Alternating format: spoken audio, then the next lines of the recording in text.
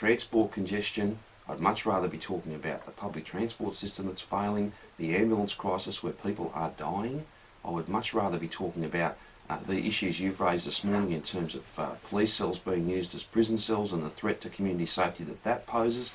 They're the issues that Victorians want to talk about. Okay, what would you do about police cells? We've got 370 people in cells last night, but there should be a maximum of 150. What would you do? Well, look, the first thing to do, this is a bit of a recurring theme with this government, Neil, and this Premier.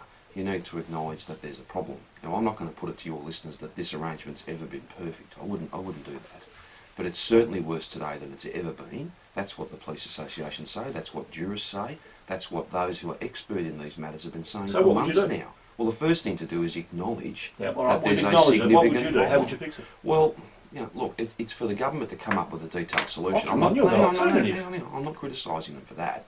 I'm happy to sit down in a bipartisan way. You say you want to talk about policies. What's your policy? How do you fix it? Well, Neil, I haven't come in here today to make an announcement about new prisons or those sorts of things. But you're having a go at the government. I'm not having a go. I'm not having a go on this issue. What I'm saying is, the first thing to do with any problem is to acknowledge that there is one. And what we've had for months now is the government refusing, the Attorney General, the Clerk, the Premier. This is not happening apparently. I agree. This is not real apparently. I agree. The problem's acknowledged. How do you fix it? What's your idea?